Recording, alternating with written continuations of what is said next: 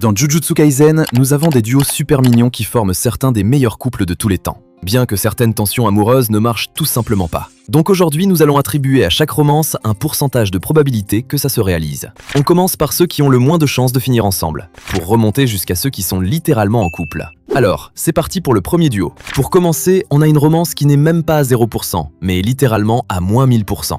Naoya Zenin et... eh bien, absolument toutes les femmes en général. Ouais, on devait absolument en parler. Je veux dire, ce mec est la définition même du red flag géant ambulant. Dès la seconde où il apparaît à l'écran, il nous explique le plus calmement du monde que les femmes qui ne marchent pas 3 pas derrière les hommes devraient se faire poignarder. Sérieusement, quel grand malade. Le pire, c'est qu'il a un ego surdimensionné et pense vraiment être le sommet de l'évolution, alors qu'il a le charisme d'une poubelle en feu. Donc oui, il n'y a absolument aucune chance qu'une fille saine d'esprit dans cet univers ne veuille s'approcher de lui à moins de 10 mètres. Bref, la seule interaction marquante qu'il ait jamais eue avec une femme, c'est quand Maki lui a littéralement refait le portrait pour lui remettre les idées en place. Et on ne va pas se mentir, c'était super satisfaisant à regarder.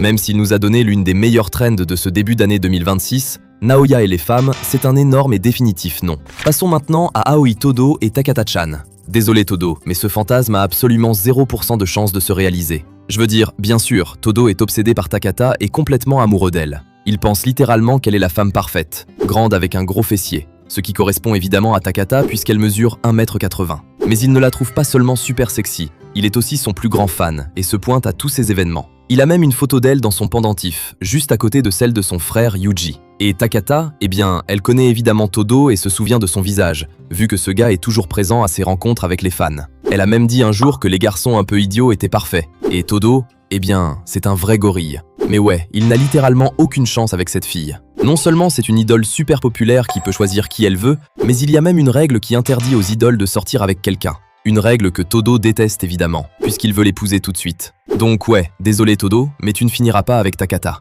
Passons à Sukuna et Yorozu, qui sont aussi à 0%. Yorozu a rencontré Sukuna à l'époque Heian, il y a plus de 1000 ans. Et à la seconde où elle l'a vu, elle en est tombée folle amoureuse et a fait une fixation sur lui. Ouais, elle voulait carrément l'épouser. Elle s'est battue pour attirer son attention et voulait juste qu'il la remarque, même si Sukuna se fichait complètement d'elle. Pourtant, Yorozu a tout fait pour qu'il l'aime. Elle s'est même réincarnée pour participer à la traque meurtrière juste pour le revoir. Et quand ils se sont enfin retrouvés, elle lui a de nouveau déclaré sa flamme et a dit que si elle le battait, il devrait l'épouser. Et Sukuna a accepté. Cela dit, ce duo doit rester à 0%, car il s'agit d'un amour totalement à sens unique de la part de Yorozu. Et Sukuna n'en a absolument rien à faire d'elle. Traverser 1000 ans d'histoire juste pour se faire ghoster en 4K par Sukuna, il faut le faire. Parlons plutôt d'un autre fantasme de fan. Gojo avec Utahime est à seulement 5%.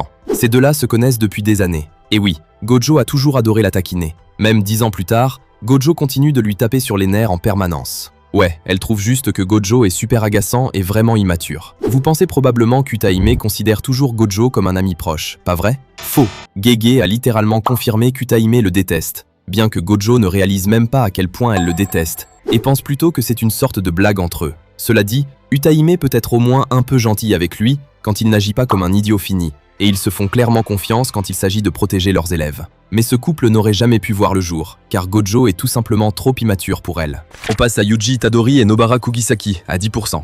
Vous pensiez probablement qu'ils seraient beaucoup plus hauts, vu que ces deux-là sont les meilleurs amis du monde. Bien sûr, Nobara peut être vraiment agacé par lui, et parfois même le frapper quand il est stupide. Mais ils plaisantent aussi tout le temps et s'amusent beaucoup ensemble. En plus d'être les deux clowns de la classe, quand les choses deviennent sérieuses, ils se soutiennent toujours. Comme lors de leur combat contre les fœtus des 9 phases, avec un travail d'équipe parfait et une confiance absolue en la force de l'autre. Et quand Yuji se sentait coupable après avoir tué Ezo, Nobara était là pour le réconforter. Donc oui, ils sont en fait très mignons ensemble, et ils tiennent évidemment beaucoup l'un à l'autre. Elle a même pleuré après la mort de Yuji. Et bien sûr, quand il est revenu, elle était super en colère qu'il n'ait rien dit. Mais elle était aussi clairement soulagée et heureuse, allant jusqu'à avoir les larmes aux yeux en exigeant des excuses. Cependant, ce duo a 2 énormes problèmes. Le premier, c'est que Nobara n'est pas le genre de Yuji. Vous vous souvenez quand Yuji a dit qu'il aimait les femmes grandes avec un gros fessier, comme Jennifer Lawrence? Eh bien, Nobara ne ressemble pas à Jennifer Lawrence, et elle ne mesure qu'1m60. Le deuxième problème, c'est que Nobara ne voudrait jamais être avec lui. Quand Ozawa a demandé à Nobara si elle aimait Yuji, elle a littéralement répondu que même si le ciel et la terre se mettaient à danser la lambada, elle ne sortirait jamais avec lui. Son cœur a même raté un battement rien que d'y penser, et non, ce n'était pas dans le bon sens du terme. Donc oui, ce sont d'excellents amis, mais rien de plus. Montons beaucoup plus haut sur l'échelle des romances, jusqu'à 70%, avec Chozo et Yuki Tsukumo. Regardez juste comment Yuki le regarde. En fait, Chozo est exactement le genre d'homme de Yuki. Travailleur, couvert de boue et brut de décoffrage, Chozo est évidemment l'homme de ses rêves. Et si vous ne le saviez pas, ces deux-là ont même eu un rencard dans un bar. Et oui, et pendant ce rendez-vous, Chozo a pratiquement ouvert son cœur à Yuki sur ses luttes et sa confusion quant au fait d'être humain, et Yuki l'a simplement écouté calmement et réconforté. Chozo l'a même qualifiée de gentille, alors qu'il s'effondrait littéralement devant elle, ce qui montre à quel point ils tiennent l'un à l'autre et se font confiance. Puis, lors de leur affrontement contre Kenjaku, non seulement Chozo a été super impressionné par sa force, mais quand Yuki a vu Chozo tout donner pour abattre Kenjaku, elle s'est probablement mise à agir comme une fanatique. Et à la fin du combat, Yuki lui a sauvé la vie et a dit « Ici et maintenant, tu es mort en tant que fléau. Alors vis, cette fois-ci, en tant qu'humain. » Attendez, alors comment cette tension amoureuse peut-elle ne pas dépasser les 70%? Eh bien, parce que même si Yuki a le béguin pour lui, Chozo ne sait vraiment pas ce qu'est l'amour. À part l'amour pour ses frères, bien sûr. Ensuite, nous avons Megumi Fushiguro et Hana Kurusu, qui sont en fait à 95%. Pour parler de ce couple, il faut remonter à l'époque où Megumi n'était qu'un petit garçon en mission avec Gojo. Lors de cette mission, le chien de jade blanc de Megumi a trouvé Hana, qui était tenue captive par un fléau, et l'a sauvée. À partir de ce moment, Hana est tombée complètement amoureuse de Megumi, et elle a juré de devenir le genre de personne capable de protéger et de sauver les gens, tout comme l'amour de sa vie, pour être un jour digne de se tenir à ses côtés. Faisons un bond dans le temps jusqu'à la traque meurtrière, car c'est là qu'ils se rencontrent enfin à nouveau. Même si, oui, Megumi n'a aucune idée de qui elle est. Mais Hana, elle sait évidemment très bien qui est Megumi. Puis, après avoir traversé tout ce chaos, ils se rapprochent beaucoup. Et quand Hana perd son bras droit, Megumi se sent responsable et dit littéralement qu'à partir de maintenant, il sera son bras droit. Yep, Hana a évidemment rougi comme une folle, et elle a même demandé quand ils allaient se marier. Donc oui, même si Megumi est un solitaire, je suis sûr que Hana va le suivre partout jusqu'au jour où il acceptera enfin d'être en couple avec elle. Mais deux personnes dont nous sommes sûrs qu'elles ont des sentiments l'une pour l'autre, c'est Kokichi Muta, alias Mekamaru, et Kazumi Miwa. Donc, ils sont évidemment à 100%. Ces deux-là se connaissent depuis un moment, puisqu'ils sont tous les deux en 2e année à l'école de Kyoto. Et même si Kokichi ne pouvait pas s'y rendre physiquement à cause de son corps complètement détruit, il utilisait Mekamaru pour assister aux cours. Mais Kokichi n'avait qu'un seul rêve dans la vie, voir ses amis, et surtout Miwa, de ses propres yeux. C'est pourquoi il a fait un pacte avec l'ennemi pour enfin obtenir un corps normal et la voir en personne. Et Miwa a toujours été super gentille avec lui, et adorait passer du temps avec lui, même s'il était littéralement un robot. Elle lui a même dit qu'elle adorerait lui rendre visite un jour, et qu'elle se demandait toujours à quoi il ressemblait. Mais oui, ils n'ont jamais pu se rencontrer en personne, car Kokichi a été tué. Avant de disparaître pour toujours, il s'est assuré de parler à Miwa une dernière fois. Et il a dit « Tant que tu es heureuse, mon vœu le plus cher se sera réalisé. » Et ouais, ça frappe fort. Certains d'entre vous pensent peut-être que Miwa n'avait pas de sentiments romantiques pour Kokichi, mais allez, non seulement on les voit ensemble dans le train de manière très évidente, mais je veux dire, après sa mort, elle a carrément fait un serment inviolable pour utiliser toute sa force dans un seul coup d'épée afin d'essayer d'abattre Kenjaku pour venger Kokichi, même si cela signifiait qu'elle ne pourrait plus jamais utiliser de katana de sa vie. Bon, même si au final ça n'a servi à rien. Et on ne fait pas ça si on n'aime pas véritablement la personne qui est morte. Donc oui, Miwa est littéralement tombée amoureuse de Kokichi et de sa personnalité, même sans jamais l'avoir vue. Et ça, c'est le grand amour. Passons à Yuta Okotsu et Maki Zenin, qui sont aussi à 100%. Même s'ils n'ont vraiment pas pris un bon départ, car Maki ne pouvait littéralement pas le supporter, mais Yuta, lui, trouvait Maki incroyable. Bref, ils sont ensuite partis en mission ensemble, et même si Maki le trouvait d'abord super agaçant, elle l'a en fait poussé à prendre confiance en lui et à s'endurcir. Grâce à ça, Yuta a fini par la sauver, elle et les enfants, du fléau. Après ça, ils sont devenus beaucoup plus proches. Ils s'entraînaient tout le temps ensemble, et Panda a même dit que Maki était plus douce que d'habitude quand elle était avec Yuta. Puis est venue la parade nocturne des 100 démons, et c'est là que Maki s'ouvre sur son passé et son objectif de prouver au clan Zenin qu'ils ont tort. Et Yuta reste là, littéralement à l'admirer, en disant qu'il veut devenir aussi fort qu'elle et qu'il l'aidera à faire tomber le clan Zenin. Et Maki, elle en reste sans voix, car personne ne l'avait jamais soutenu comme ça auparavant. Malgré tout, elle le traite d'idiot, disant que c'est son combat à elle seule.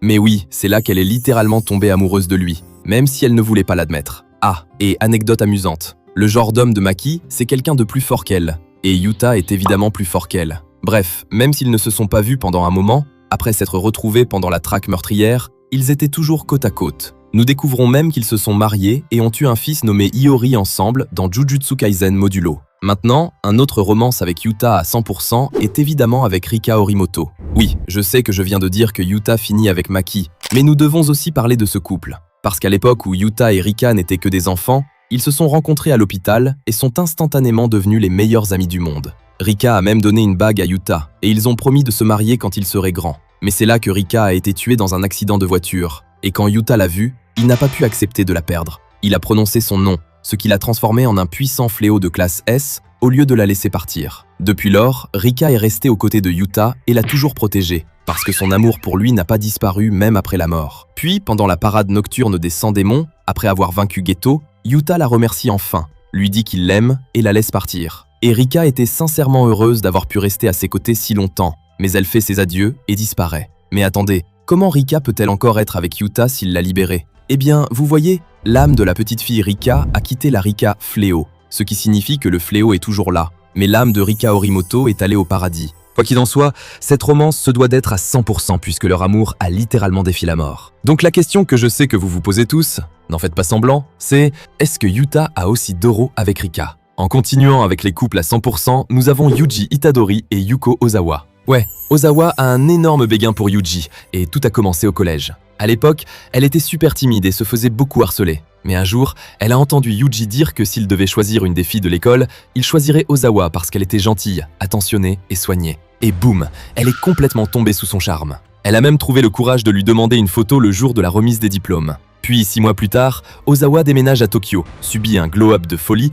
et recroise Yuji par hasard. Et après avoir parlé à Nobara, Ozawa s'est demandé si, avec son apparence actuelle, Yuji pourrait avoir envie d'être avec elle. Quand Yuji réalise que c'est elle, ce qui est dingue au passage, ils échangent leurs numéros, et Yuji pense toujours qu'elle est tout aussi gentille et agréable. En plus, on sait tous que Yuji aime les grandes filles avec de grosses fesses, et Ozawa, elle est justement plutôt grande. Et avec un peu de chance, elle n'a peut-être pas perdu toute sa graisse, si vous voyez ce que je veux dire. Bref, même s'ils se voient à peine, ils se tiennent au courant de leur vie respective grâce à Nobara, qui parle à tous les deux puisqu'ils tiennent l'un à l'autre. Puis, dans l'épilogue, ils sont tous les deux de retour dans leur ville natale et regardent la neige ensemble. Et je veux dire, ça confirme à peu près qu'ils forment un couple, non? Ensuite, parlons de Toji Fushiguro et de la mère de Megumi à 100%. En fait, on ne sait littéralement rien de la mère de Megumi, à part le fait que Toji tenait profondément à elle et qu'elle est peut-être la seule personne qu'il ait jamais sincèrement aimée. Je n'imagine même pas la douceur de cette femme pour pouvoir apprivoiser une bête sauvage comme Toji. Donc, quand elle est morte, ça a brisé Toji. Et quand Toji était lui-même sur le point de mourir,